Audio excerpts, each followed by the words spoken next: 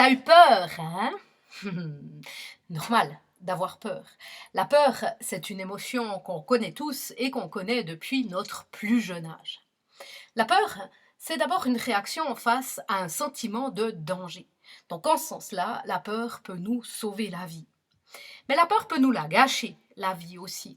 Parce que quand la peur devient omniprésente, qu'elle est toujours là, qu'on n'arrive pas à s'en défaire, quand la peur devient angoisse, alors on est coincé, on reste bloqué sur soi-même, oppressé, empêché d'avancer. La peur, c'est aussi quelque chose qui nous fascine et quel que soit notre âge. On aime jouer à se faire peur, se déguiser en créatures affreuses, se promener seul dans la forêt la nuit tombée, regarder des films d'horreur, lire des bouquins au suspense insoutenable.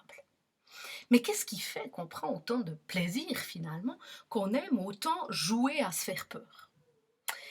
Mais peut-être que jouer à se faire peur, c'est une manière d'abord de conjurer le sort, de mettre un petit peu tout ça à distance.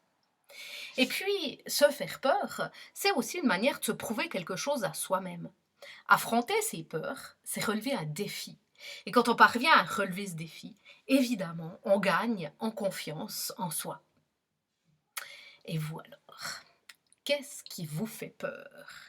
Les araignées, les petites bêtes, la nuit, l'orage, la mort, la solitude, la maladie, la souffrance, la vie peut-être. Nombreuses sont les choses inquiétantes dans notre monde aujourd'hui. Mais ce que nous craignons le plus, j'ai l'impression que ça n'a rien à voir avec des masques effrayants de vampires, de sorcières ou je ne sais quoi.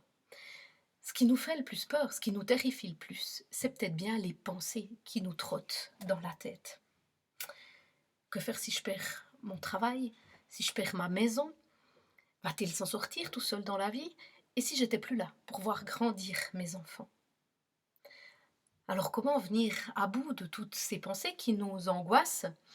Eh bien d'abord en respirant beaucoup, ça c'est sûr, et puis ensuite en nous souvenant de tout ce que nous avons déjà affronté et qui nous a rendus plus forts. Le proverbe dit ce qui ne nous tue pas nous rend plus forts. Et l'apôtre Paul va encore plus loin, développe encore plus cette pensée en disant ceci dans sa lettre aux Romains. Bien plus, nous sommes fiers même de nos détresses, sachant que la détresse produit la persévérance produit la victoire dans l'épreuve, et la victoire dans l'épreuve produit l'espérance.